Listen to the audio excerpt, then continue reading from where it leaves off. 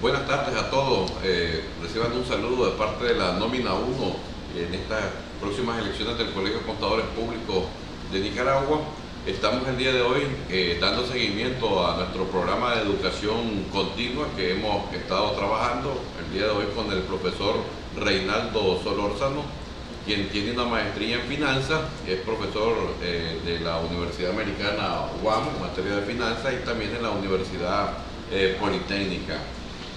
Vamos a trabajar el día de hoy la evaluación de la salud financiera y vamos a iniciar, pues todos sabemos de que a nivel internacional pues existe una pandemia, y esa pandemia pues ha tenido algún efecto también en la administración de muchas compañías. De una u otra manera pues ha afectado también las finanzas de las empresas, y el día de hoy pues vamos a ver algunos métodos, algunos como el Z-Score o alguna información relacionada con todo lo que pudiera acontecer en una compañía. Yo no voy a quitar tiempo porque va a estar acá presentándonos el maestro Reinaldo Solórzano y vamos a estar aquí conversando y sintetizando alguna información. Muchas gracias, maestro Giovanni. Buenas tardes a todas las personas que están visualizando esta transmisión en vivo. Evidentemente el contexto, tenemos un contexto muy problemático en temas económicos, porque el tema del consumo se ha reprimido, se ha disminuido, y si no hay consumo no hay dinamismo en la economía. Pero a pesar de esta situación también felicitamos a todos los empresarios, felicitamos a todos esos emprendedores que a pesar de la situación no se han congelado. Lo peor que podemos hacer es congelarnos en una situación de este tipo. Hay que aprovechar oportunidades. En toda crisis hay ganadores y perdedores, y hay oportunidades que tenemos que aprovechar nosotros y tomar en el momento. Y una de estas oportunidades es la formación continua, la educación continua, para estar capacitados, y en el momento que esto podamos retomar la situación de una forma más normal, estar listos con los conocimientos y con las técnicas especiales para llevar eficientemente la administración de nuestro negocio. Para mí es un privilegio estar aquí con el maestro Giovanni, y también pues para mí me da mucho agrado, ¿verdad?, saber que está postulándose para la presidencia del Colegio de Contadores Públicos de Nicaragua a través de la nómina 1. Y algún día me explica también, mi duda tengo, que si es plancha, si es nómina. David me queda esa duda, ¿no?, acerca de la forma. En el colegio le llamamos nómina, ¿no? Siempre hay varias nóminas que estamos compitiendo para trabajar en pro del beneficio de toda la membresía de los más de 5.000 contadores públicos que están registrados en el Colegio de Contadores Públicos. Okay. Bien, entonces, la temática que nos reúne esta tarde es la evaluación de la salud financiera de la empresa. ¿Por qué hablamos de salud financiera? Porque podríamos decir que las empresas no son organismos, es algo inmaterial, pero las empresas son organismos expresados ¿por qué? Por las personas que la administran. Entonces la pregunta que nos nace es que si las empresas padecen de enfermedades o se pueden enfermar, y realmente sí se pueden enfermar. Lo que pasa es que a veces, como en la enfermedad humana, no nos damos cuenta. Aquí andamos en el día a día, en el trabajo, y justamente esta es una de las cosas del COVID, de esta pandemia, que uno anda y cree que andamos fuerte, y si andamos las defensas bajas es cuando nos afecta pues grandemente. Entonces, básicamente, y en esta lámina estamos viendo una proyección de un fruto, de una manzana que nace bonita, ¿verdad?, todo eso, vistosa, pero con el paso del tiempo y con algunas situaciones se puede ir dañando, y eso le pasa a las empresas. Y el objetivo de esta presentación también es mostrar técnicas de identificación de enfermedades, síntomas que podemos detectar a tiempo. Yo diría que siempre que se detecta a tiempo alguna situación de vulnerabilidad en los aspectos financieros de la empresa, se puede salvar, se pueden hacer medidas paliativas, ¿ya? Entonces las empresas sí se enferman, sí son organismos, porque al final ellos tienen objetivos, tienen misión que si no se cumplen, entonces ahí estamos en síntomas o en problemas de enfermedad. Ahora, ¿por qué pasa de esto? Porque las empresas y nosotros como seres humanos vivimos en un entorno súper cambiante, un entorno rápido, ágil, ¿ya? Basado fundamentalmente en el tema de la globalización, en el tema de las tecnologías, pero además de eso, las formas de hacer negocio han cambiado en todo el mundo, y las formas de emplearse también se han cambiado. Entonces por eso también es un ambiente cambiante que hace que las cosas no sean como tradicionalmente se han hecho. ¿Ya? Ahora tenemos una lámina aquí que nos habla del tipo de organizaciones enfermas. ¿Ya? Tenemos algunos tipologías, digamos, ¿verdad? Entonces, por ejemplo, tenemos una organización que es descoordinada. Esto es una parte más administrativa, digamos, ¿ya? Una organización sobregestionada, porque puede ser que más bien toda la gestión es demasiado, y acordémonos de algo que es un dicho: si sos demasiado tieso te vas a quebrar un día. No todo es blanco, no todo es negro, ahí está la gris en todas las empresas también. Podemos decir que hay varias patologías, entonces hay patologías relacionadas con finanzas, hay patologías relacionadas con administración, con procesos de gestión. Así es, correcto, porque, y justamente eso es la importancia de las ciencias económicas, porque buscan cómo activar medidas paliativas para enfrentar esto. Ahora, hay también unas tipo de empresas sobreexpandidas, son estos tipos de empresas que de pronto vemos que hay sucursales por donde quiera, crecen y sucursales crecen, inventan, pero habría que ver cuánto realmente es, como decimos ya en términos financieros, la ganancia neta o el impacto neto de ese crecimiento. ¿Ya? Por ahí algo de crecimiento no rentable, puede crecer, pero otra vez no está siendo rentable, no solamente el derecho de crecer. Correcto, así es. Y la última, que es pasiva-agresiva, que es esa empresa como que a veces tiene una tendencia en su mercado, una tendencia publicitaria gigante, pero de pronto como que se enfría, ¿ya? Y entra a una zona de confort, ¿ya? Y las zonas de confort sabemos que son un poco malas con el tiempo porque te acomodan. Tenemos aquí también, ahora, ¿qué sería una organización saludable? Una organización saludable tiene tres características fundamentales: justo a tiempo, precisión de tipo militar y resiliente. Y yo diría que de estas tres características, en la actualidad, con esto de la pandemia, la resiliencia o ser resiliente es una de las cosas más fundamentales que las empresas y los seres humanos tenemos que desarrollar. Porque, como dije al inicio, congelarnos o desesperarnos también, entrar en un estado de enojo por la situación o echarle la culpa a todo el mundo por la situación que está pasando, no es lo más lógico también, porque parte de esto y lo que vivimos en el 2018 también es que estas experiencias nos han enseñado que las empresas tienen que planear, y hay muchas empresas que planean pero a muy corto plazo, y hay que hacer planes también a mediano y a largo plazo para que actúen como planes de contingencia ante estas situaciones. Y la precisión militar, pues básicamente es porque se necesita orden. Y esto es un consejo para los emprendedores, ¿verdad? Y para los nuevos negocios. A veces cuando ya tenemos nuestro negocio establecido creemos que ya nos hicimos millonarios y no tenemos disciplina. Hay que tener disciplina y eso está dentro del orden.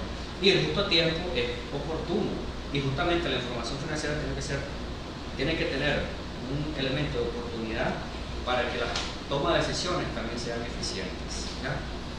Ahora, vamos a los síntomas más relacionados ya con las enfermedades humanas, ¿ya? Todos tenemos uno, la verdad. Por muy joven que sea, por muy mayor que sea, hay personas mayores que tienen espíritu de jóvenes y hay jóvenes que tienen espíritu de menores.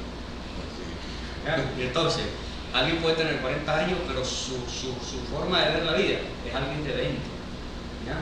Pero tampoco pues digo que es inmaduro, porque también hay personas que tienen una edad para ser maduros y no lo son. Entonces tenemos algunos padecimientos que algunas personas no tenemos, ¿verdad? Relacionándolo con las enfermedades humanas. Por ejemplo, tenemos el exceso de peso, que es el exceso de crecimiento. Ya lo hablamos ahorita, el maestro dijo lo de la rentabilidad. ¿Ya? Tenemos la miopía, falta de visión de hacia dónde se va. Justamente en el camino veníamos hablando con el maestro que está el análisis financiero común y el estratégico. Y el maestro nos mencionaba que dentro del estratégico está esto de la misión, la visión, el análisis cualitativo.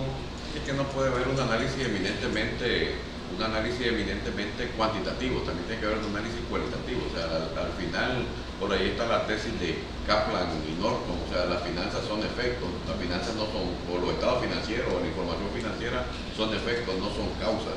Entonces vos deberías de más bien investigar qué son las causas que te llevaron, ya sea si tu empresa está en crisis o qué es lo que te está llevando, y para eso lo que necesitas es el análisis financiero estratégico.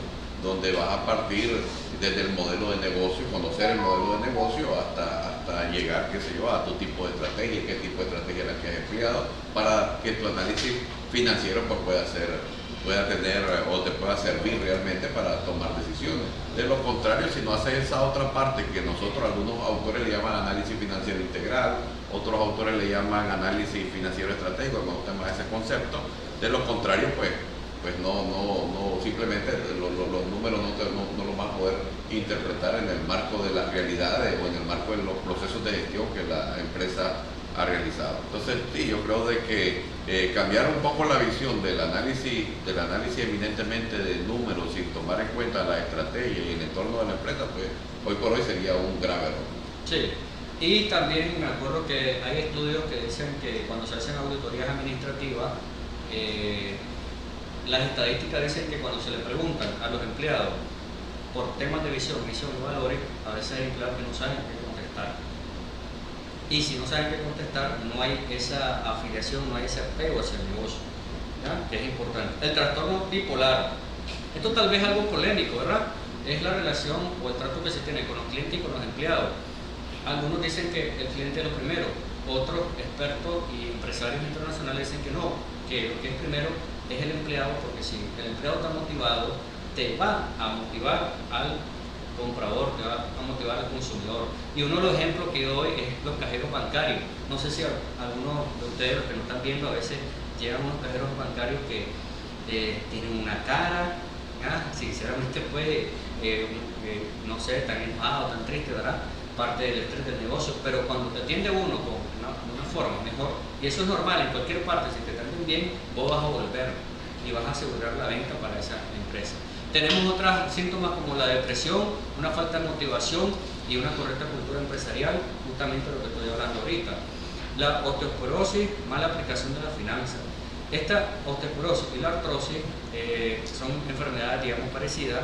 Empresa poco innovadora, anclada en el pasado y la burocracia organizativa. Fíjense que yo siempre pues trato de relacionar con el contexto, y como yo con mis alumnos son jóvenes y uno de esos contextos es el deporte, ahorita está pasando algo muy significativo en el deporte, el tema del Barcelona, ¿ya? Está anclado al pasado, esa es la realidad, y están disfrazando un problema económico porque las finanzas de ese equipo están muy comprometidas. Si no estuvieran comprometidas las finanzas, nada de esto estuviera pasando, ¿verdad? Un problema económico lo están disfrazando. Es más, me lo han recomendado que haga un video del análisis financiero de hace 10 años para acá. Entonces, ¿qué pasa? Una empresa que ancla al pasado no se innova, como dice, vive de viejas glorias, ¿ya? O, es que yo salí en la lista del mejor lugar para trabajar de Nicaragua en el 2018, ¿ya? Entonces te tienes que innovar, y la innovación no es solamente comprar computadoras nuevas o actualizar los software. La innovación va desde la fachada del negocio. Hay negocios que la fachada, por favor, vos decís, este negocio se ve todo feo por fuera, pero cuando ya entras cambia totalmente.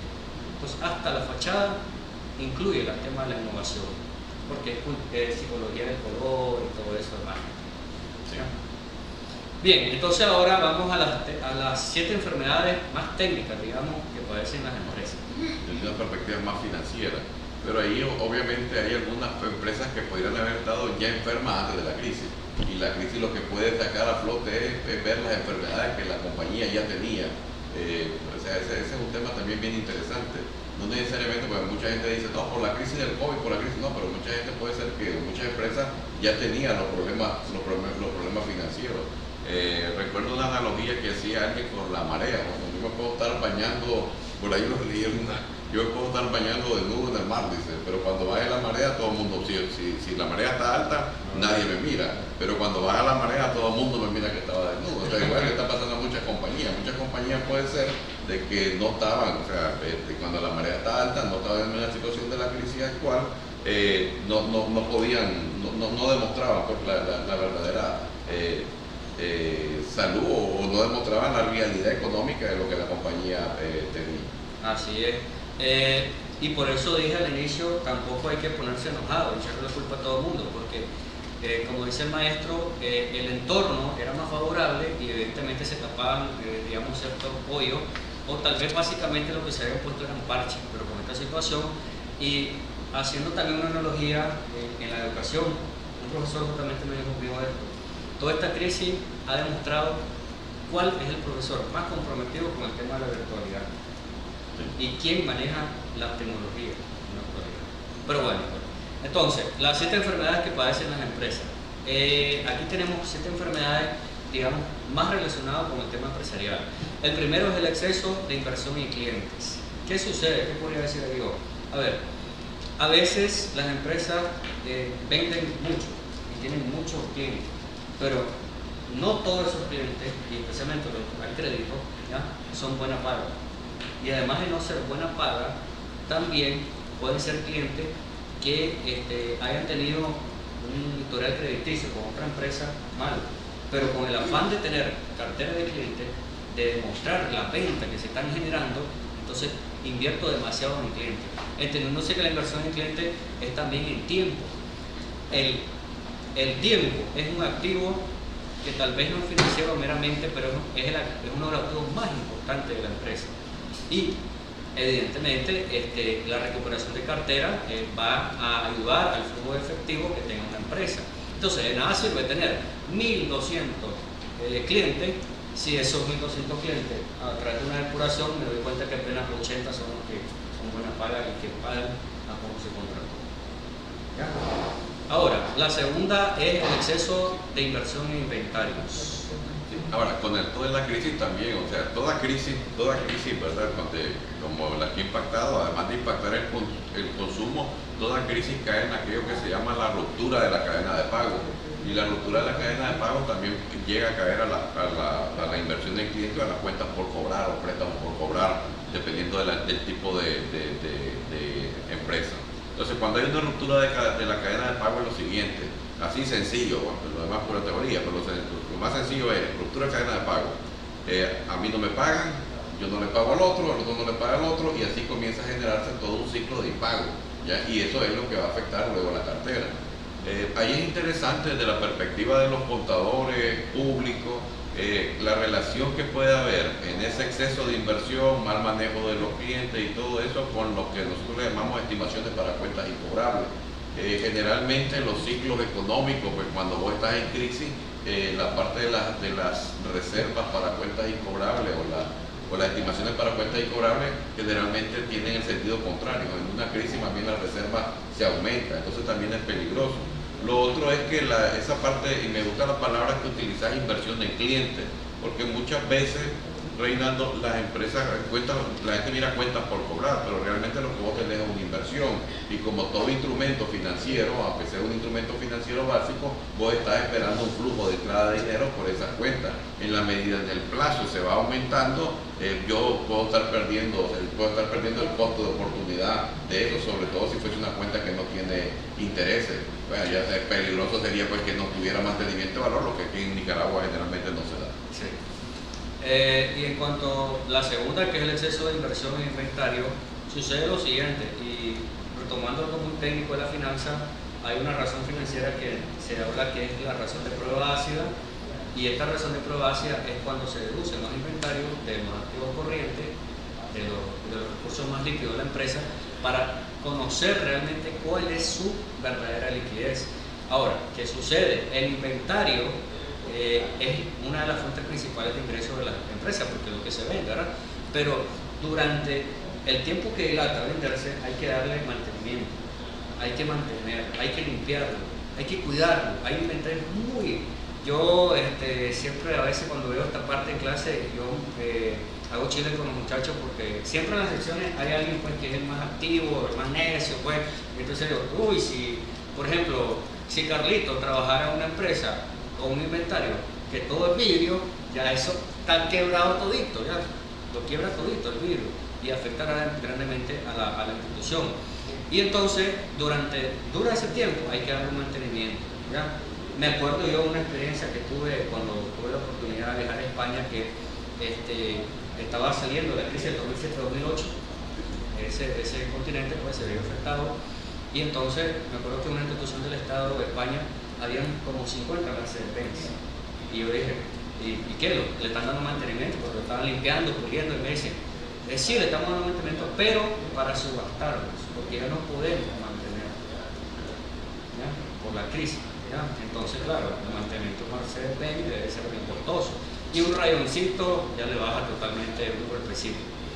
Ya, luego tenemos la tercera, el exceso de inversión. ¿Sí, maestro? Solo me quisiera referir a la parte del exceso de inversión en los inventarios. Fíjense que Reinaldo comenzó hablando sobre el efecto de la crisis en el consumo. Si hay menos consumo, pues obviamente eso va, el efecto de choque de ese elemento en el balance de una empresa es que haya menos rotación de inventario. Ahí es interesante también otra cuestión, en la medida en que el inventario no está rotando, en la medida en que el inventario, o sea, no tiene movimiento, también desde una perspectiva contable, desde una perspectiva de NIF, estarías obligado a determinar o a hacer pruebas de deterioro.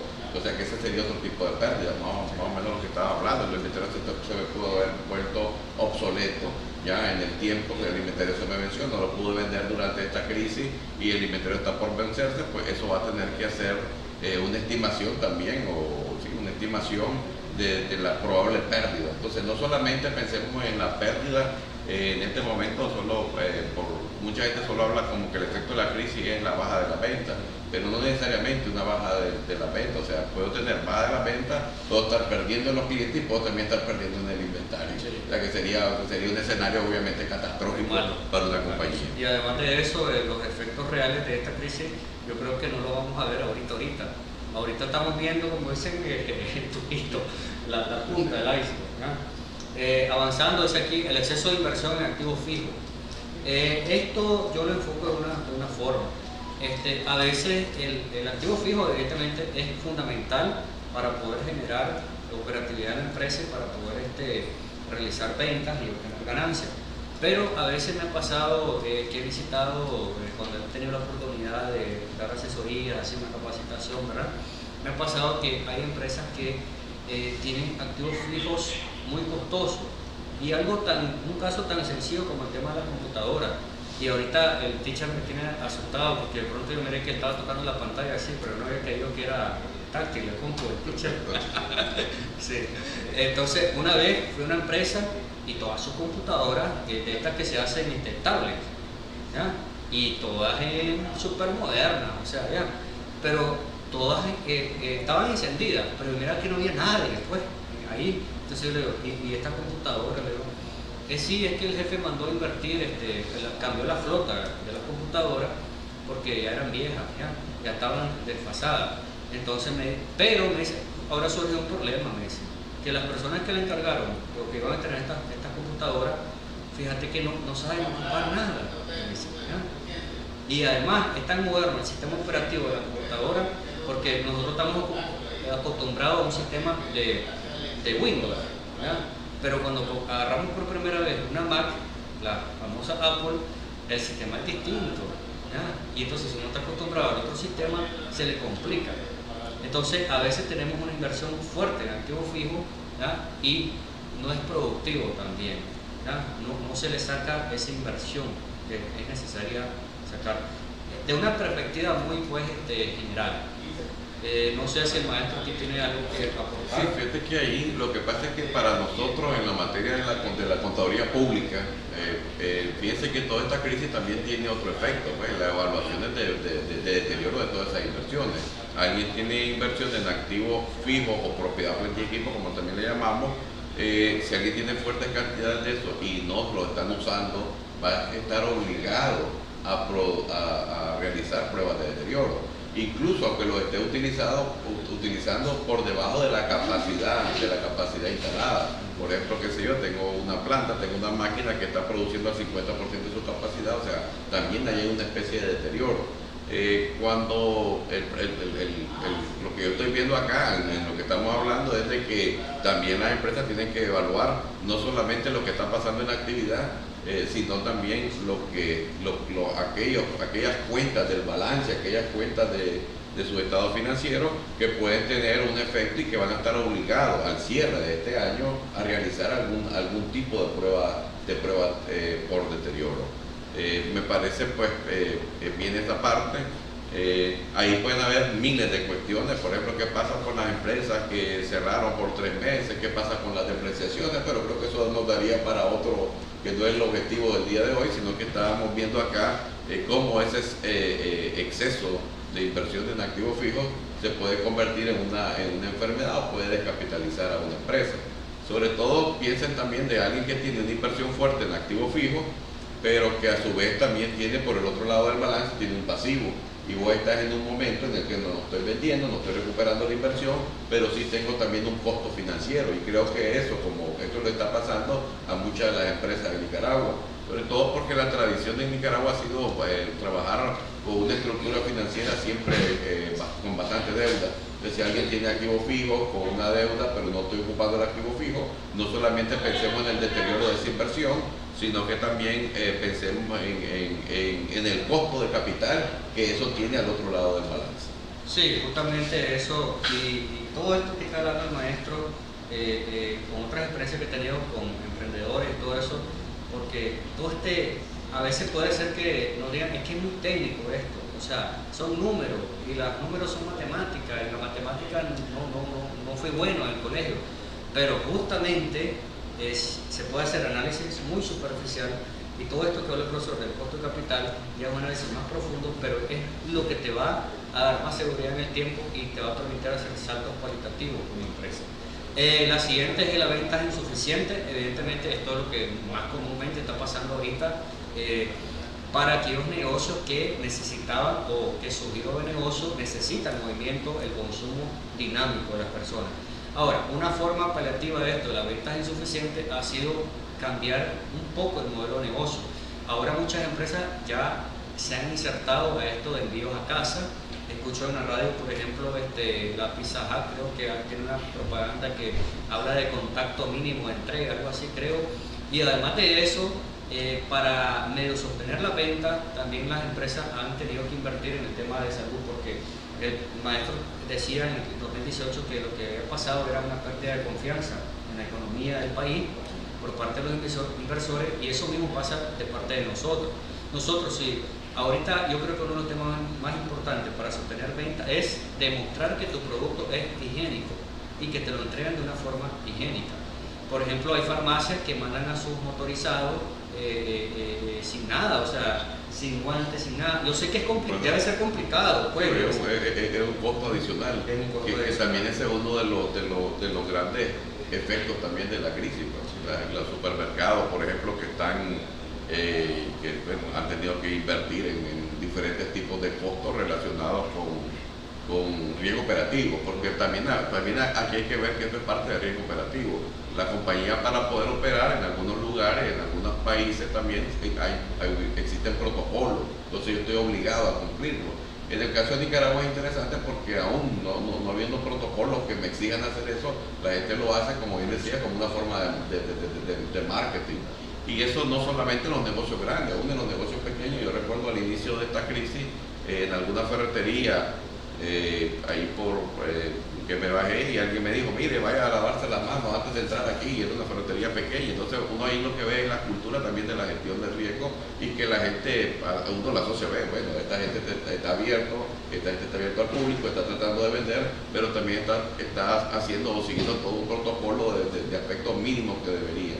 Porque de repente nosotros aquí tenemos el paradigma de que muchas de estas cosas solo se pueden aplicar a empresas grandes, pero esto lo puede aplicar a empresas también pequeñas. Obviamente esto tiene un costo, ¿ya? Y bueno, esa es la parte del emprendedor, del empresario, donde tendrá que ver su análisis costo-beneficio. Así es, y si vos demostrás esa inversión, ese cuidado, vas a vender. Y todo esto nos va llegando al capital insuficiente.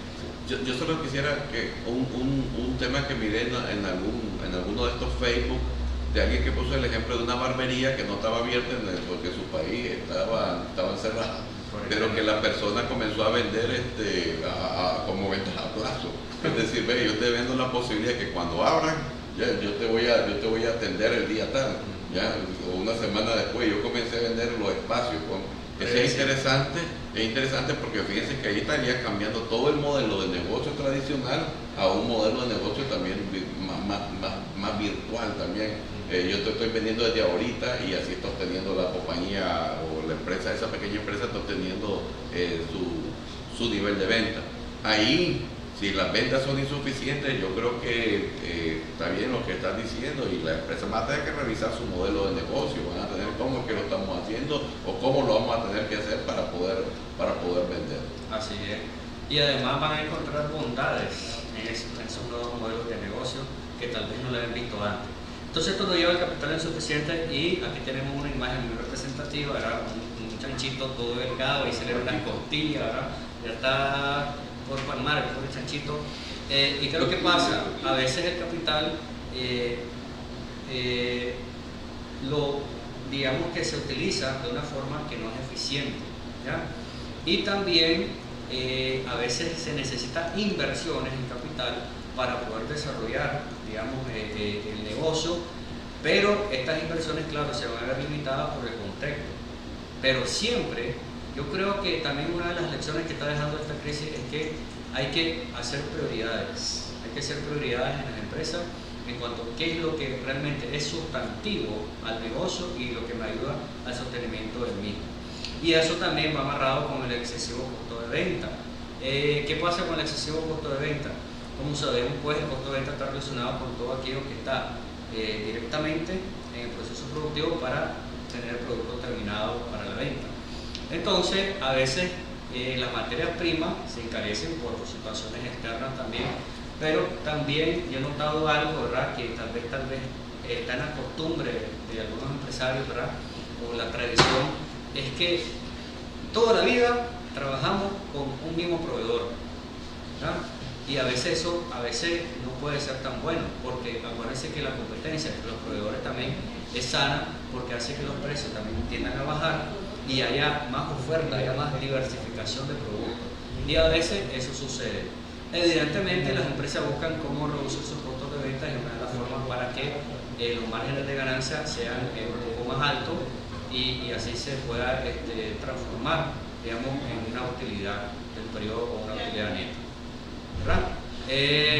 Tenemos el excesivo costo de distribución, que básicamente está relacionado con con la forma que hacemos llegar el producto a nuestro consumidor, ¿verdad? A través de publicidad, a través de gestión administrativa y todo eso, ¿verdad? Y eso tiene que ver con que a veces creemos que por invertir demasiado vamos a tener más clientes. Y créanme que, y aquí aplica una de las cosas que aplica en la vida, dicen que las personas a veces se pueden olvidar de muchas cosas, pero no de la forma que vos trataste a esas personas. Y así pasa con las empresas.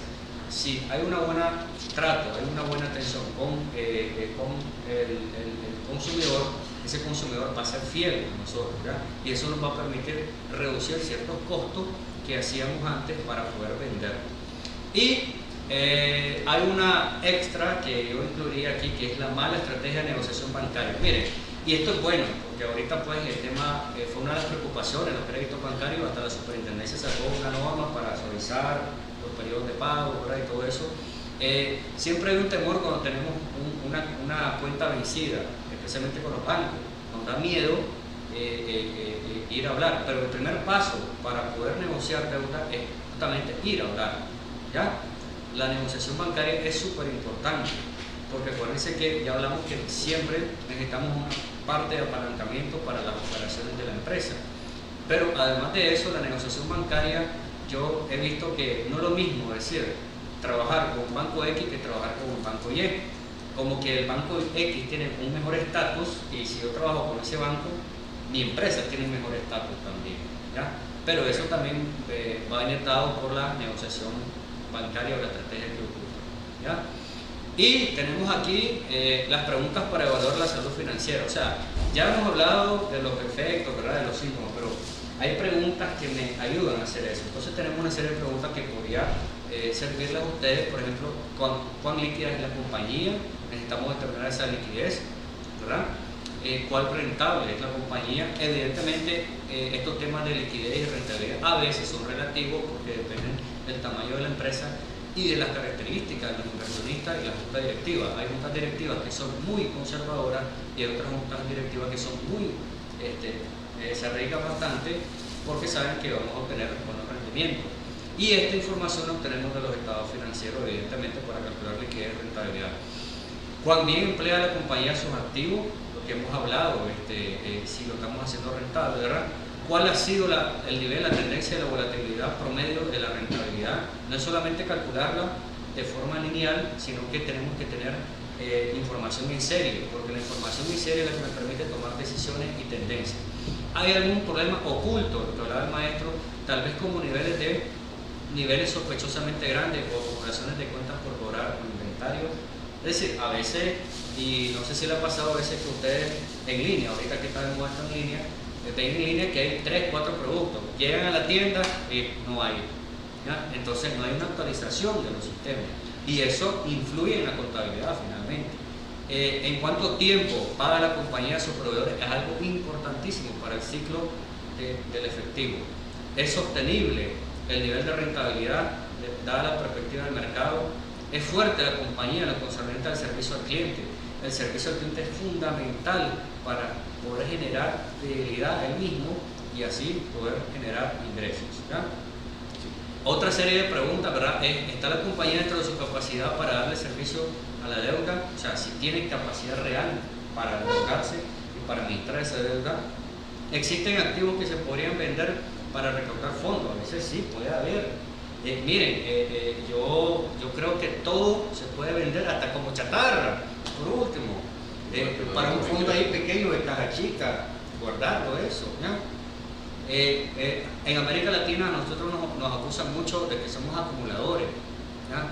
Y es por eso que le digo que a mí me gustaría que esos programas de History, ya no me acuerdo, ya tengo tiempo de no verlo, esos que andan comprando cosas antiguas, vinieran a Nicaragua y nos dejan millonarios, ¿ya? De pronto compran un abanico antiguo en $1000, ¿pero por qué? Porque allá en Estados Unidos es una cosa que botan todo, o sea, dicen que ponen los televisores casi nuevecitos en la calle y si alguien pasa, se lo lleva, se acabó. Aquí nosotros no podemos hacer eso, ¿ah? Ha cambiado la condición financiera de la compañía durante el periodo de 4 años. Ahí está, en 4 años un periodo con unas observaciones mensuales de 48, porque a veces hacer análisis con un poco de un corto periodo de tiempo me puede dar resultados erróneos. Necesitamos periodos de tiempo más largos y en serio. ¿Cuáles son los cambios más significativos, tal como lo indican las razones financieras? O sea, hay que hacer razones financieras. Hay negocios que nunca en su vida han aplicado razones financieras y funcionan más que invierto 100 y invierto 100 a las 8 de la mañana y a las 5 de la tarde tengo 105. Gané. Recuperé los 100 y gané todavía 5. Pero podrías recuperar más si aplicas razones financieras. Y la gran pregunta del millón, que puede ser cualitativa, pero influye demasiado, no cuantitativo, es ¿cuál es la ventaja competitiva, duradera y sustentable en el tiempo que tiene la compañía? Y para poner un ejemplo de esto, la Coca-Cola. La Coca-Cola ha sobrevivido a guerra mundial, ha sobrevivido a tantas cosas, tantos años que lleva, y ahí está la Coca-Cola. Y pienso que en algún día los militares en una guerra, si hay una guerra física, porque no creo que haya guerra física, ahora son guerras virtuales, de virus y todo eso, ¿verdad? Entonces, van a andar, en vez de agua, van a andar su botellita de Coca-Cola ahí. ¿Y por qué? Porque la Coca-Cola tiene, tal vez la ventaja competitiva de la Coca-Cola no es tanto un tema de marketing y de publicidad, es adictiva. O sea, nuestra lengua, nuestro paladar se vuelve loco. Podemos pasar bebiendo Coca-Cola todo el día, si es posible. Es un bidón de agua ahí, bidón de agua Coca-Cola. Bueno, aquí tenemos unos comentarios de la gente que se ha conectado. Muchas gracias a Nick Brown, dice Nick Brown de que algo que ayuda mucho en momentos de crisis es la diversificación. Puede que que con un modelo de negocio no esté dando buen rendimiento, pero en otra industria puede que sea un buen mercado. Como bien dice nuestro lenguaje popular, acá dice no hay que poner todos los huevos en la misma canasta. Hay que aclarar que ese más que el lenguaje popular es universal, ese dicho y es universal también en la finanza, pues, que tiene que ver con la diversificación. Claro, lo que pasa es de que una crisis como esta también te puede crear un entorno tan distinto al que tenía, que tu modelo de negocio ya no se adapta a las nuevas circunstancias, ya no se adapta a la nueva realidad. Ahí me ha sorprendido, por ejemplo, una gran cantidad que ya existían antes de esta crisis, una gran cantidad de tiendas en Facebook, donde la gente te anuncia un producto, te lo mandaban a dejar, o sea, ya existía todo eso antes de esta crisis, y eso quizás va a migrar muchas compañías en hacerlo. Obviamente que ahí hay que ser responsables, porque hay muchas de esas migraciones que no se pueden hacer de un día para otro. No es tan pronto que voy a hacer eso de la noche a la mañana, porque tengo que tener la plataforma, tengo que tener algún tipo de conocimiento, pero sí es muy importante lo que él decía. Reducción de riesgo. Por acá tenemos Max Santo, excelente maestro, dice Reinaldo, buena cátedra, y tenemos más comentarios, pero no los vamos a leer todos porque todavía falta saludos, profesor, buena explicación, excelente. Muchas gracias a todas, las más de 120 y 102 comentarios, que la mayoría de los comentarios que hemos recibido están más ligados a saludos, así que esperamos también que nos manden comentarios relacionados con algunas preguntas de carácter técnico. Aquí importante es la parte de la gestión de los estados financieros también. También un punto importantísimo que nos une a la contaduría pública con todos estos temas es la calidad de los estados financieros. Ese es un tema fundamental, pues, porque cuando hablamos de calidad de los estados financieros es un concepto grande, pues, un concepto de calidad desde la perspectiva, bueno, de que esté libre de errores, es importante, pero también calidad podría referirse al tema de qué tipo de normas estás aplicando para ser creíble, y luego el concepto también de la oportunidad, porque yo me imaginaría, estamos hoy a 28 de agosto, yo me imaginaría que los estados financieros que debería de estar analizando son los estados financieros de julio, o sea, alguien que esté analizando estados financieros de marzo, o sea, ya nada tiene que ver esa realidad con lo que está pasando en este momento. Entonces, para contestarte esas 13 preguntas que se planteaba Reinaldo, hay tres cuestiones que alguien tiene cuando va a hacer su análisis, tiene que estar claro, es que hay 3 parámetros fundamentales, que es la rentabilidad, como bien lo decía Reinaldo, la liquidez y el endeudamiento. Aquí, pues, las empresas que tengan un grado altísimo de endeudamiento, una situación de crisis, sobre todo las empresas pequeñas, pues tienen mayor vulnerabilidad a presentar algún problema incluso de negocio en marcha. Porque esa es otra de las cuestiones que se está hablando en este momento, si las empresas, qué empresas puede ser que no tengan o no van a poder continuar como negocio en marcha. Pero ese, pues, es otro motivo sería motivo de otro conversatorio. Pero sí, una empresa que tenga los problemas que se han identificado acá con Reinaldo, que tengan las enfermedades que bien lo ha expuesto Reinaldo, pues si tienen ventas insuficientes, si tienen activos obsoletos, si tienen problemas de rotación de inventario, pues la acumulación de todas esas enfermedades pudiera hacer que la empresa no continúe como negocio en marcha, y sobre todo, pues, si tienen alto endeudamiento. Sí. Creo que, para resumir ahí, creo que lo fundamental, y ustedes que están anotando ahí en sus trabajos, los que están en el trabajo ahorita y están con el Facebook, ustedes que algunos ponen yo soy uno de los que entro en la charla y pongo el audio para estar escuchando. He aprendido mucho así, he estado en bastantes cursos en los últimos días, pero para los que notan ahí, pues sí, tiene que ver, y sobre todo el análisis del flujo de caja, porque realmente las empresas quiebran por falta de flujo de caja, y el que no le dé seguimiento a su flujo de caja, no tener proyección de tu flujo de caja, pues esa persona está trabajando, o esa pequeña empresa o unidad económica está trabajando a la deriva. Por ahí siempre se ha dicho en materia financiera que el flujo de caja es el rey, y pues es lógico, sin flujo de caja ninguna compañía va a sobrevivir. En otra exposición el sábado pasado alguien me decía la pregunta, ¿cuánto tiempo puede sobrevivir la compañía? La compañía va a sobrevivir la cantidad de tiempo que le lleve el flujo de caja. Ahora, profesor, dígame cuál sería el indicador más grave para decir que una empresa no va a continuar como negocio en marcha. Bueno, el indicador más grave, si ahí me tocara escoger uno, es que no pueda pagar la planilla. Si ya uno puede pagar la planilla, pues significa que verdaderamente tenés un gran problema de liquidez, te va a llevar a la insolvencia, y eso te puede llevar a la cesación de pago, y eso te puede llevar a la quiebra. Quiero, antes que entremos al otro tema y darle la guitarra aquí al maestro Reinaldo, antes de que hay que aclarar que el concepto de quiebra es un concepto legal, no es un concepto eminentemente económico. Ya, obviamente, la insolvencia, la iliquidez me lleva a la insolvencia, me lleva a la cesación de pago y me puede llevar al proceso legal llamado denominado quiebra. Pero la quiebra es un proceso eminentemente, o es un concepto eminentemente legal, que se deriva obviamente de un problema financiero generalmente, que tiene que ser un problema relacionado siempre con la liquidez, o relacionado también con las pérdidas recurrentes. ¿Ya? Relacionado con las pérdidas recurrentes, porque una empresa que está perdiendo recurrentemente, hay una destrucción de valor, hay una destrucción de recursos, y esa destrucción de recursos alguien la está financiando. Entonces hacemos esa pequeña aclaración para todos los más de 130 personas que nos están escribiendo y nos están ahí sintonizando. Muchas gracias a todos. Justamente es que las empresas inician un proceso de crisis, y ese proceso de crisis es la falta de liquidez, la falta de rentabilidad o la caída de esos indicadores. Y ese proceso de crisis es que te puede llevar al proceso de quiebra, que evidentemente es un proceso legal, como mencionó un maestro. Hay leyes relacionadas, ¿verdad? Y una de esas, por ejemplo, puede ser de referencia al Código de Comercio de Nicaragua, que menciona un proceso, cómo se llama ese proceso. Bien, entonces, algunos remedios, ¿verdad? O algunas acciones para hacer, ¿verdad? Básicamente, convocar a nuevas personas, sangre nueva.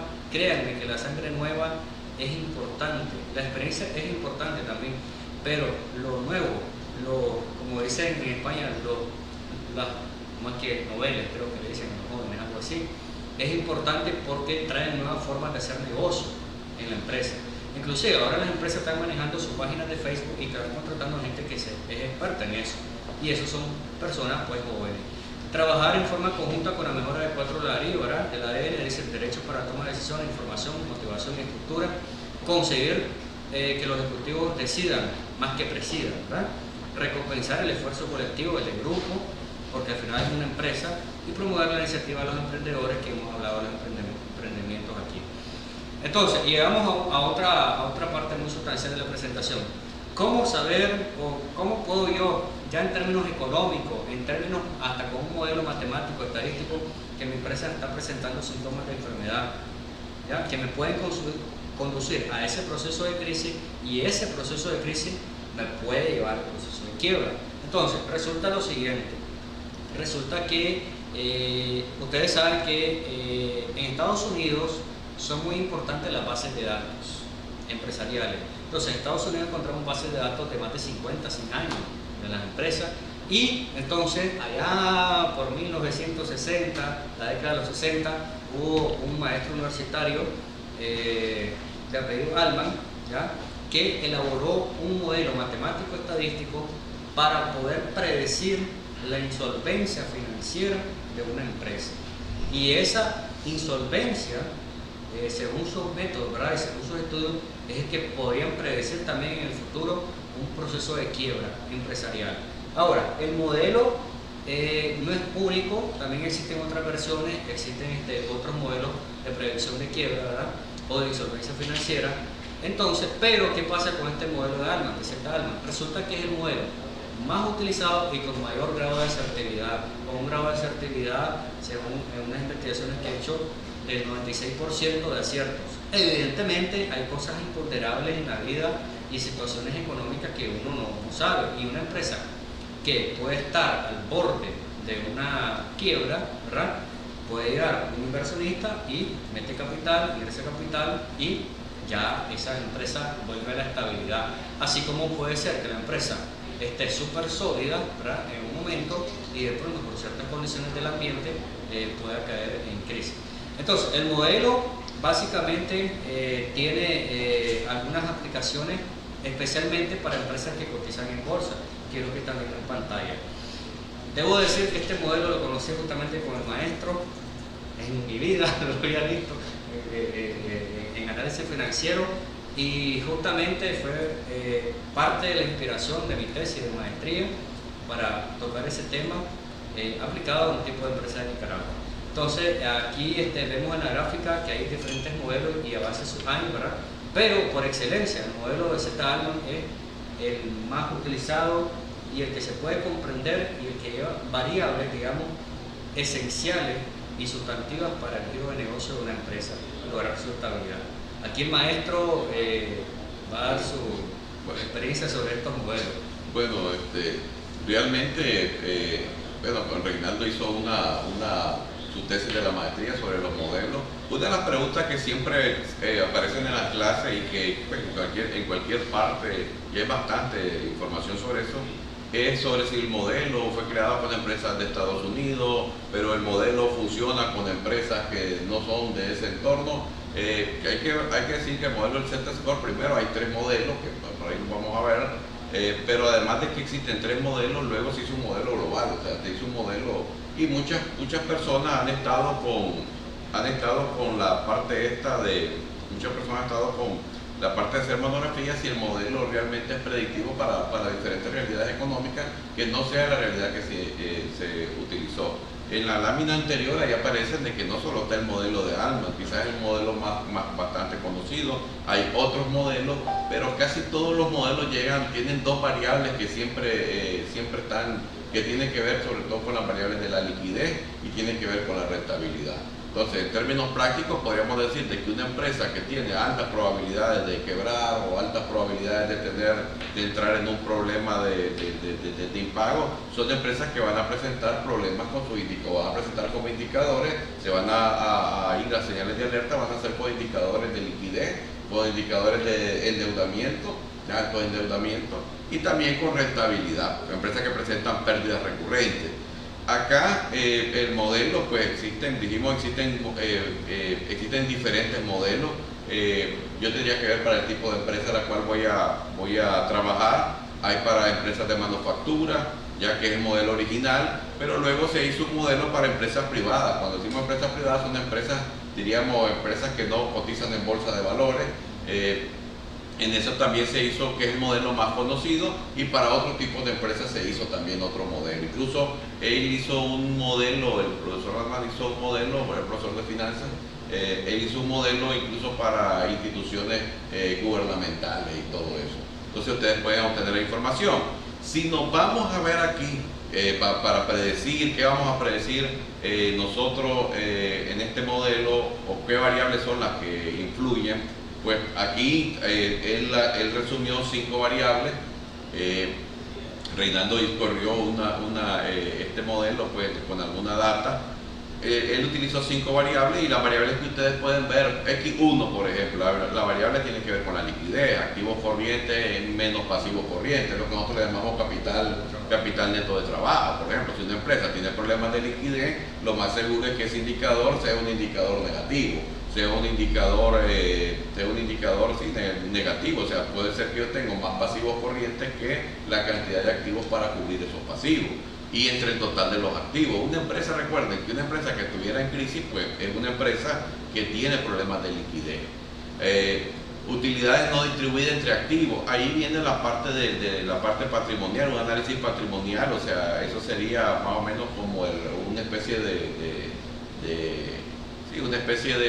qué parte de las utilidades tiene o qué parte del patrimonio relacionado con las utilidades pues tienen en función de los activos totales. Ahí lo interesante de esa parte de la fórmula o de esa variable es para saber si se han distribuido. Una empresa que se distribuyó dividendos o una empresa que tiene pérdidas recurrentes, ese indicador le va a dar bajo, porque tiene pérdidas recurrentes, se consumió todas las utilidades acumuladas. Luego el EBIT, que no será nada más que las utilidades antes de intereses, e impuestos entre el total de los activos. Es más o menos una especie de ROA, pero con la información líquida. Una empresa que tiene problemas, que tiene serios problemas en este momento, pues probablemente el EBIT, o sea, su utilidad líquida, sin incluir intereses, ni incluir impuestos, pues obviamente va a ser bajo o cuidado va a ser negativo. Luego el patrimonio entre el pasivo, si ustedes se fijan en esa variable, lo que estamos viendo es el endeudamiento, y luego el rendimiento o la cantidad o la producción de ingresos, que sería la X5. Si pasamos a la otra lámina, pues obviamente este es un análisis referencial, no quiere decir porque el profesor me dio tanto el modelo, entonces esta es una empresa que va a perder o esta es una empresa. Ahí están los indicadores, cuando una empresa es sana, cuando una empresa puede tener problemas.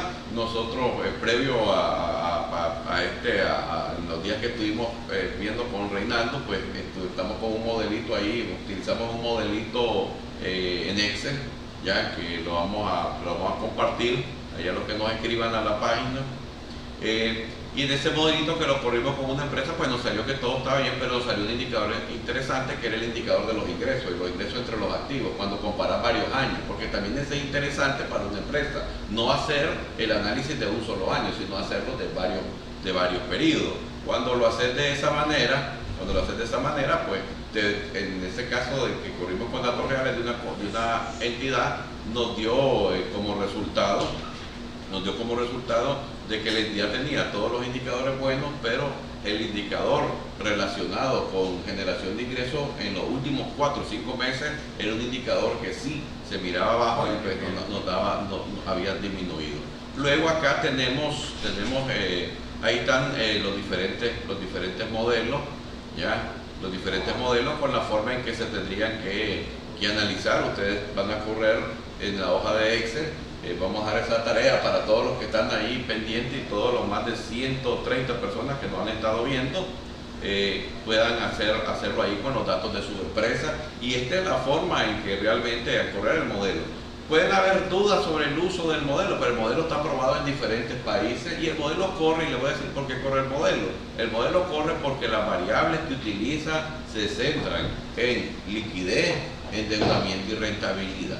Si una empresa tiene esos 3 problemas, obviamente las probabilidades, porque aquí el modelo del Z-Score habla de probabilidades, no habla de que esta empresa va a quebrar mañana y ya mejor renuncio hoy, no habla de eso, habla de probabilidades. O sea, es una empresa que está en una crisis. Pero estos otros modelos hablan más de fracaso financiero, más que de quiebra, por el concepto que hay de quiebra desde la perspectiva legal. Por ahí tenemos luego, como decíamos, un análisis referencial, o sea, no lo puedo tomar como un dato absoluto. Y no sé si tenemos otra presentación por ahí, pues ya, ¿cómo están ustedes hoy? Me imagino que están felices porque hoy es viernes. Me gustaría, ok, ahí tenemos algunas preguntas, vamos a ver algunas preguntas. Por ahí alguien preguntó qué cosa era el concurso de acreedores. Pues el concurso de acreedores no es más que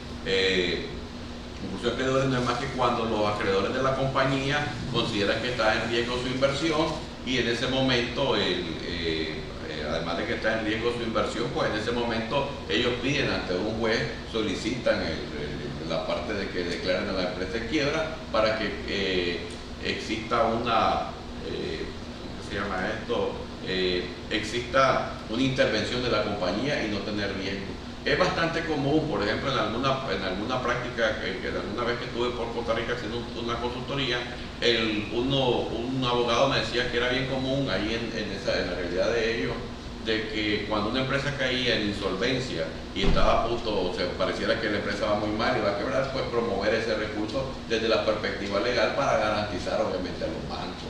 Pero a eso se refiere esa pregunta. Ok, entiendo, buen arreglo entonces, dice, ok, saludos profesor, dice, ha indicado que su modelo ha cambiado en el tiempo, que una empresa que antes estaba en zona de quiebra, puede ahora la estadística ha cambiado. Lo que pasa es, ahí tiene a Jorge Giovanni Rodríguez, un saludo a Jorge. Lo que pasa es que ahí, claro, obviamente, las variables son las mismas. Yo lo que creo más bien es el tipo de velocidad de los tiempos, ¿no? O sea, antes imagínate que la velocidad de los tiempos, la velocidad de muchos cambios puede ser. Recuerden que el análisis de Altman es un análisis estático porque parte de estados financieros históricos, y puede ser entonces de que históricamente o mi estado financiero me diga algo, pero la realidad actual me indique otra cosa. Ejemplo, a Giovanni. Cuando aplicamos el modelo a esa empresa con los datos del 2019 y los datos posteriores después de marzo, en esa empresa, marzo, más que todo abril, mayo y junio, porque el modelito que les vamos a compartir tiene para calcular hasta abril, hasta junio. En ese caso, la empresa tenía una realidad totalmente distinta. En diciembre y obviamente 3, 4, 5 meses, cuando entra esta crisis, es una empresa que se dedica a venta de servicios, los servicios se comienzan a bajar y el indicador que me da es que hay cambios drásticos o lo interesante es los cambios drásticos. Entonces sí, tiene razón el profesor Arman en otro de los cursos que estamos impartiendo de manera gratuita, donde hay 60 personas inscritas. En ese curso se vio un video y podemos creo, ponerlo acá en esta página, el video de una conferencia que dio el doctor Arman hace 2 o 3 años. Así que muchísimas gracias por toda la participación en esta página. Como les decimos, nuestro compromiso es con la educación, nuestro compromiso es con el crecimiento de la profesión contable en Nicaragua. Así que eso es nuestro mensaje a todos, a todas las contribuciones.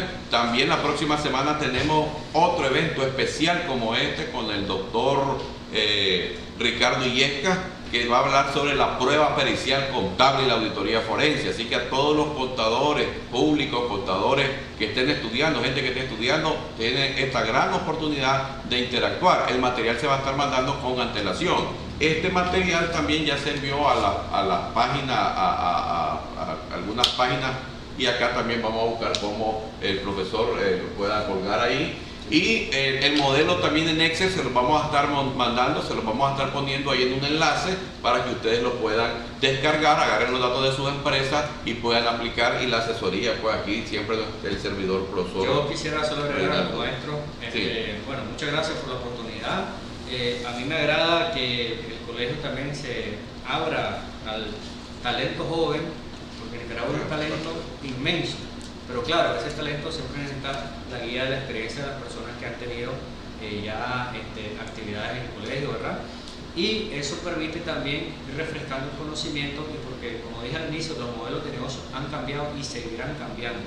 Lo que hizo esta crisis básicamente es adelantarnos en el tiempo, adelantar lo que toda la automatización que iba a pasar de aquí a unos 10 años está pasando ahorita, ¿verdad? Y si las empresas no se montan bajo esa ola, pueden desaparecer, y montarse a esa ola también es innovar. Y yo creo que aplicar este modelo, que tal vez para algunos fue totalmente nuevo hoy, es parte de esa innovación. Y no tener miedo también al resultado, porque esto es como cuando vamos al médico. Si todo el mundo vamos asustados, vamos con miedo de los resultados de algunos exámenes, ¿verdad? Pero si no tenemos el diagnóstico, no podemos aplicar medicamentos, no podemos aplicar antídotos, no podemos aplicar planes paliativos. Así que esta fue una oportunidad para dar a conocer este modelo, y que cuando ya tengan el acceso a la plantilla que nosotros vamos a compartir, y eso es bueno también porque me gusta, porque el conocimiento en la actualidad se debe compartir. ¿Qué vamos a estar? A ver, no vamos a estar intentando la volada. Aquí lo que nosotros estamos haciendo es como dijo el maestro en una clase. Creemos que los maestros también somos buenos comunicadores, debemos de ser buenos comunicadores y transmitir ese conocimiento. ¿Para qué? Para que las personas puedan ocupar, y al final ustedes saben que esto es una cadena que empieza en la empresa y se traslada a toda la economía y el bienestar económico de todos los ciudadanos del país. Muchas gracias. Muchas gracias Reinaldo, y despedimos la transmisión. Muchísimas gracias a todos los 137, aquí me están apuntando, 137 personas que en algún momento estuvieron conectados y siguen conectados con nosotros. Muchas gracias a todos.